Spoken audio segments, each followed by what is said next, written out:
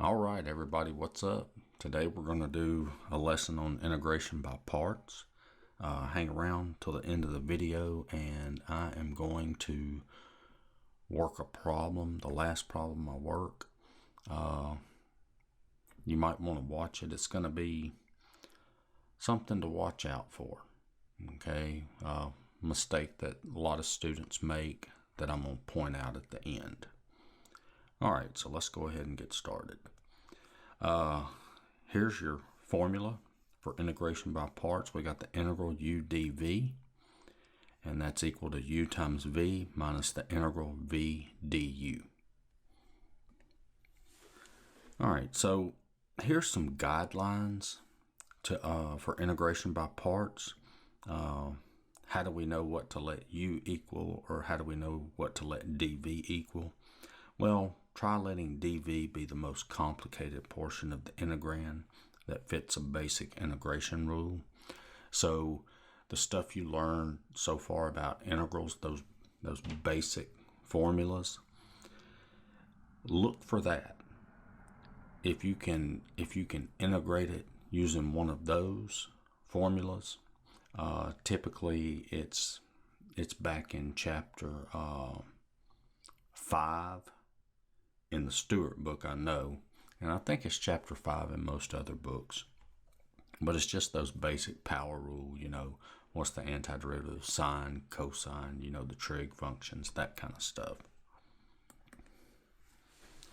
And then next, try letting u be the portion of the integrand whose derivative is a function simpler than u. All right, so whatever you let u equal, just remember this: if you take the derivative of u and you don't get a function simpler than what you had, then you might not have chosen it right. And honestly, the best way to do this is you've got to practice, and the more you practice, the more you'll see what you need to let u equal and what you need to let dv equal. So let's go ahead and get started. All right, so we've got the integral x sine x. So you can see we've got two functions here. We got the x and we got sine. And yes, that should be sine x dx. All right. Well, what's the most complicated portion of it? Well, it's sine x. That's more complicated than x. And do we know the antiderivative of sine x? Yeah, it's negative cosine. So we're going to start out. We're going to let u equal x, and we're going to let dv equal sine x dx. All right. So now we get du is equal to 1 dx, and v is negative cosine x. All right, so now we just apply the formula, and let's just write the formula here so we can see it.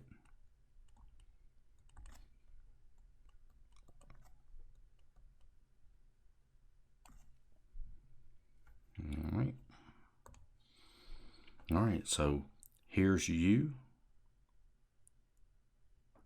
here's v, so that's going to be negative x cosine x minus the integral. All right, so v times du, v times du. Well, the negative here, the negative and negative, that's going to make a positive, and that's going to be cosine x times du, which is dx. All right, so that is going to give us negative x cosine x plus, and then what's the antiderivative of cosine? Well, that's sine. And as always, do not forget to put your plus c. And then here's your answer. All right. All right, let's look at the next problem. We've got the integral natural log x dx. Well, this one's kind of easy to determine.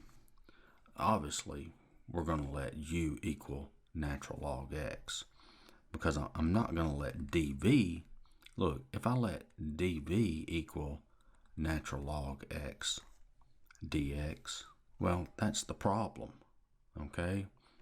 I mean, if I knew how to integrate this, I wouldn't have to use parts. So we're going to let u equal natural log x, and we're going to let dv equal 1 dx, or just dx. And so now I get du, well, derivative of natural log is 1 over x dx, and v is equal to, so what is that? That's x. The antiderivative of 1 is just x. All right, and so now what do we get? Well, we get u times v, so that's x times natural log x, all right, minus the integral du times v. So that's 1 over x times x dx, which is x natural log x minus the integral. This is just 1 right here, so that's dx. So I get x is equal, so I get this is equal to x natural log x minus x, and then don't forget your plus c. And there's your answer. So, you know, first two problems, pretty basic, okay? Not much to them. So let's get into some more problems that are a little more complicated.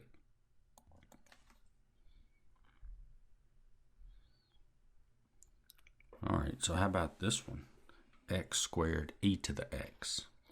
Well, what's the more complicated one that we do know the antiderivative of? Well, that would be the e to the x. And you can see this x squared, we're going to let u equal x squared, because when we take the derivative of x squared, we do get a simpler function. All right, so we're going to let u equal x squared, dv is e to the x dx. So we get du is 2x dx, v is e to the x. All right, so what do we get here? Well, u times v, so that's x squared times e to the x minus the integral 2x e to the x dx. All right, now what I like to do here, and you know, this is not something that you have to do, but I just think it's easier if you take the 2 and pull it outside the integral. All right, so now we're looking at this integral right here, and in the previous two problems, well, we were able to integrate that. Well, this one we can't really integrate that, can we? So what do we do here? Well, if you look at this is parts again. So we got to do parts twice on this one. All right, we've got to do integration by parts on this. All right, so let's go ahead and do that. So I'm going to let u equal x, dv equals e to the x dx. So du is equal to dx, and v is e to the x. All right, so this is going to give me x squared e to the x minus 2. So all I did is I wrote this down. See, as we're working this part right here is just tagging along. And so now, what is this right here, this integral? Well, I've got to do u times v.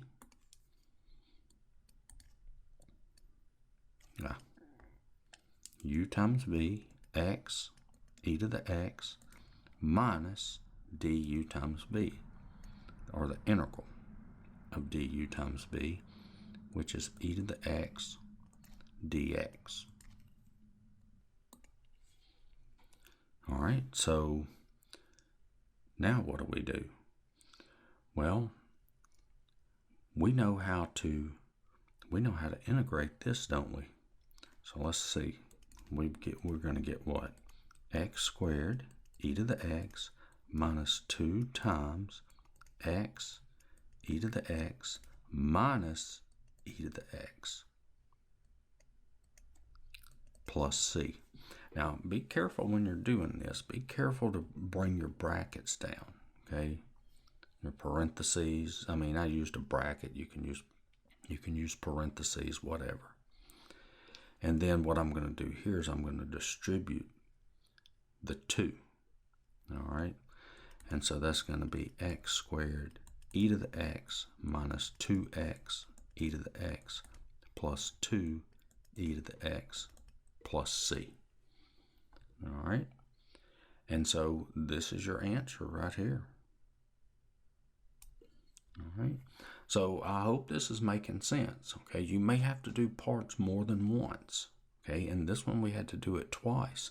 And what do you think would happen if this problem here, instead of x squared, if it was x cubed? Well, then you would have to do parts a third time. See that? All right. Let's look at this problem. All right. So what are we going to let u equal here? Well, both functions, I guess you could consider complicated, and we know the antiderivative of both of them. We know the antiderivative of e to the x. We know the antiderivative of sine x. And remember what the second part said. It said let u equal something, so when you take the derivative of it, you get a simpler function. Well, if I take the derivative of e to the x, that's e to the x. That's not really a simpler function. And if I take the derivative of sine x, that's cosine x, so that's not really a simpler function either. So what in the world do we do here? Well, let's just let u equal e to the x and let dv equal sine x dx, okay? What would happen if you did it the other way? Let u equal sine x, let dv equal e to the x dx. What would happen? Well, after you watch this video, try doing that and see what happens, okay? It'll be good practice for you. So I get du is equal to e to the x dx. V is equal to negative cosine x. And so now this is equal to u times v. So that's negative e to the x cosine x minus the integral du times v. And once again, the negative times negative, that's going to make a positive. And that's e to the x, e to the x cosine x dx. Now, look what happened. This, when you look at it, this really looks no better than this, does it? So what do we do now? Well, let's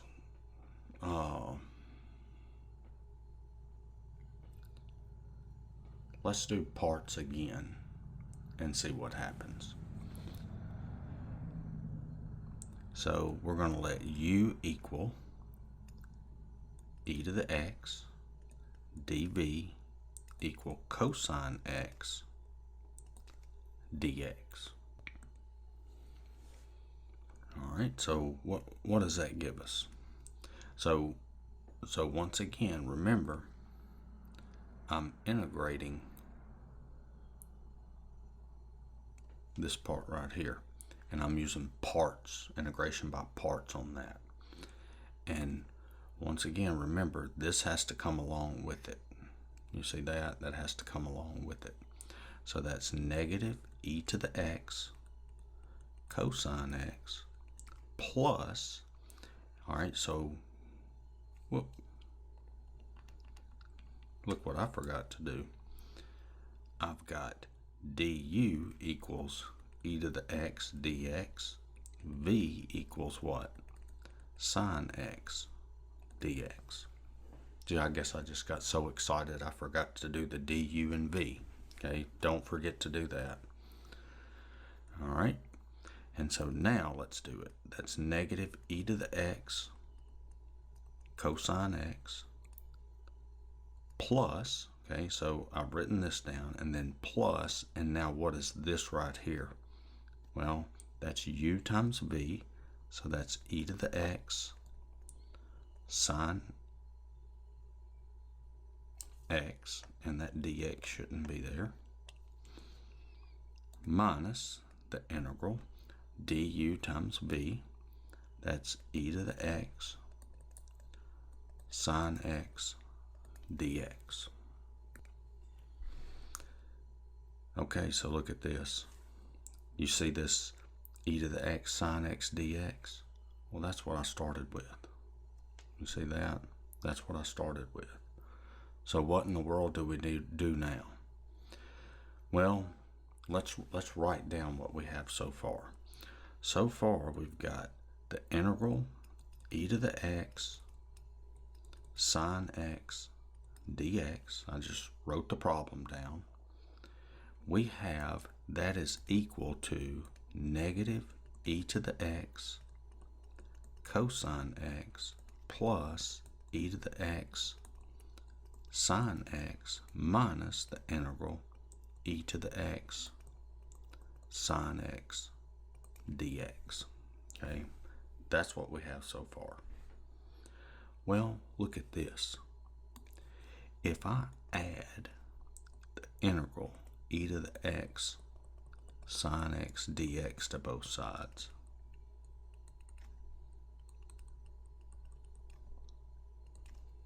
what does that give me? That gives me 2 e to the x. That gives me 2 integral e to the x sine x dx, right? This is like adding x plus x. It's 2x. See, I'm adding these two. They're the same thing. So that's like a 1 and a 1. 1 plus 1 is 2 times that integral. All right? And that is equal to negative e to the x cosine x plus e to the x sine x. And then what do I do? Well, now I just multiply everything times 1/2 to get rid of that 2. And so now I get the integral e to the x sine x dx is equal to negative 1/2 e to the x cosine x plus 1/2 e to the x sine x, and then don't forget your plus c. And so this is your answer.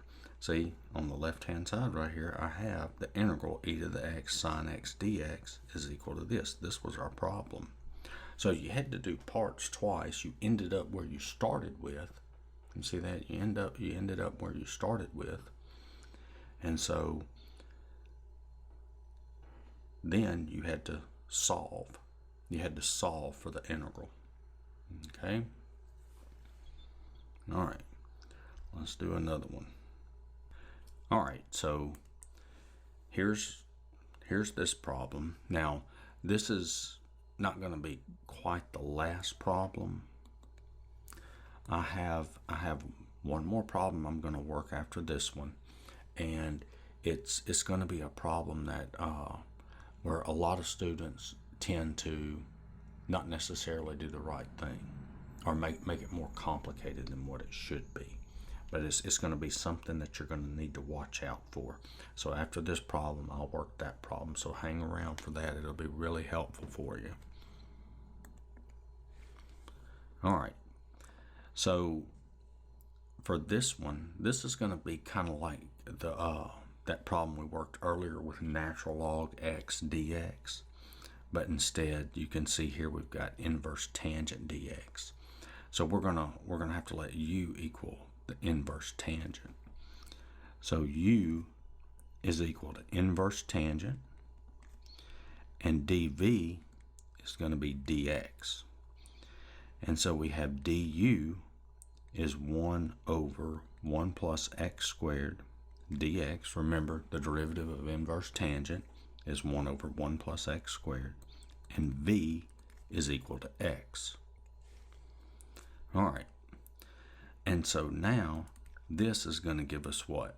U times v, so that's going to be x times inverse tangent x, and don't forget that's evaluated from 0 to 1 minus the integral du times v. So that's going to be x over 1 plus x squared dx.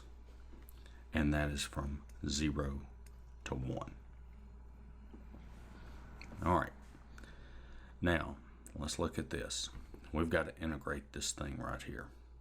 All right, got to integrate this. Well, this is just a basic u substitution, because if you look at the denominator, what's the derivative of the denominator? It's 2x. Well, I have the x here, I'm just missing the 2. Okay, so we're going to have to do u substitution on this one. And so I'm going to come over here, and I'm going to and instead of using u, I'm going to use w. And I'm using w because I've already used a u up here. So just so we don't get confused, okay, we'll use w is equal to 1 plus x squared.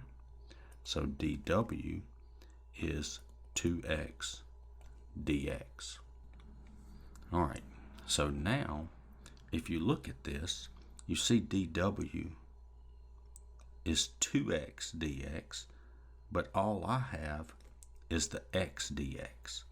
I'm missing this 2. So I'm going to multiply by 2, and so that means I have to come out here and multiply by a half. And that's the same thing as multiplying by 1, because 2 times 1/2 is just 1. All right, and so now that's going to give me x inverse tan x from 0 to 1 minus 1/2 times the integral. And that's going to, look at this. You see the 2x dx, 2x dx. What does that equal? That equals dw. So that's going to be dw over, and then I have 1 plus x squared. Well, what's 1 plus x squared? You see that there? That's w. Now, what happened? I changed what? I changed my variable. You see that? I changed my variable from x to w. So that means I got to change my limits. Remember, these limits here are in terms of x. So now I got to get them in terms of w. So I get w is equal to 1 plus 0 squared, which is 1, and w is equal to 1 plus 1 squared, which is 2. So that's going to go from 1 to 2. Now, how did I do that? Well, you see this limit right here? That's 0. And this is in terms of x. So I've got to get it in terms of w. Well, what is w? W is 1 plus x squared. So I take the 0, plug it in for x. That's what I did here. And I got 1, so that's 1. And then the same thing for the 1. I got to take the 1, plug it in for x. So 1 plus 1 squared is 2. All right. And so now I get x inverse tangent x from 0 to 1 minus 1/2 times what? Times the natural log of w. and that's from 1 to 2. All right, so now we're ready to evaluate. Plug the numbers in. So that's going to be 1 inverse tangent of 1 minus 0 times inverse tangent of 0 minus 1/2 times natural log of 2 minus natural log of 1.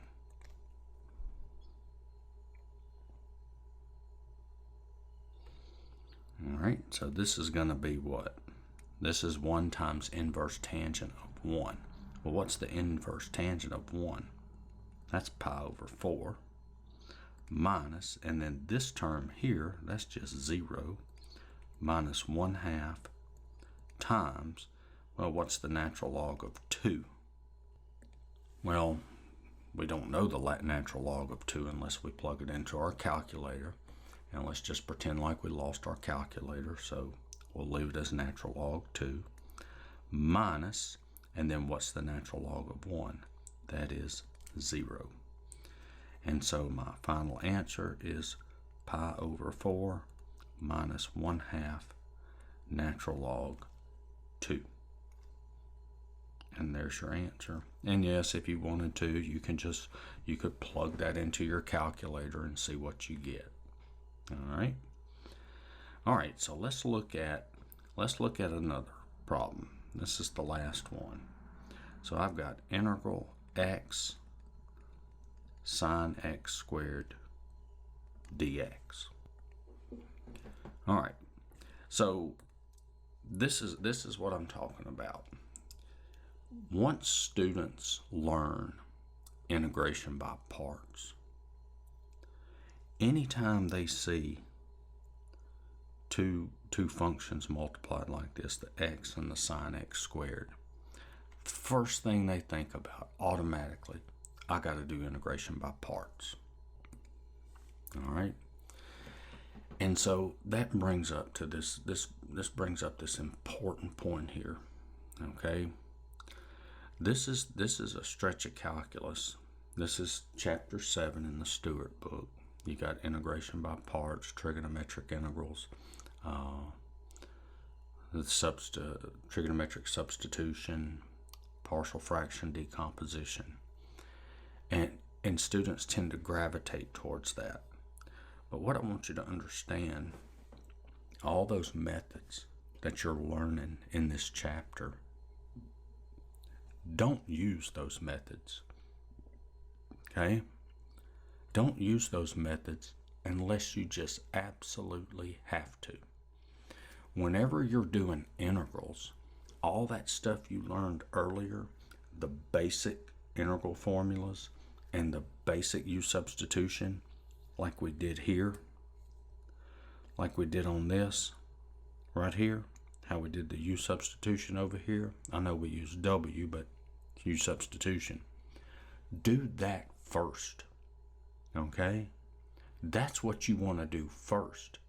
And then if you can't do that, that's when you come to these methods here, integration by parts and all those other methods. And if you're just now doing integration by parts in your calculus class, you're fixing to learn some other methods how to integrate stuff. And all that stuff that you're learning in that chapter with integration by parts and all that stuff, that's a last resort. Okay? So let's look at this. So when I look at this, yeah, the first things a lot of students think about, integration by parts. But I look at this and I say, you know what? What's the derivative of x squared? It's 2x, right? Well, there's x right there. We're just missing the 2. This is just a basic substitution problem. Basic u substitution. So I'm going to let u equal x squared. Du is 2x dx. All right. So if you look at this, see the x dx, what am I missing? I'm missing the 2. So I'm going to multiply by 2, and that means I'll have to come out here and multiply by a half. So look at this. 2x dx. See the 2x dx? All of that is going to be replaced with du, and then the x squared is going to be replaced. See, x squared is going to be replaced with u. And so this is going to be 1/2 integral sine u du. And I know what the antiderivative of sine u is. That's going to be 1/2. I'm sorry. It's not going to be 1/2. It's going to be negative 1/2 cosine u plus c. Because the antiderivative of sine is negative cosine. And now plug the x squared back in. So that's going to be negative 1/2 cosine x squared plus c.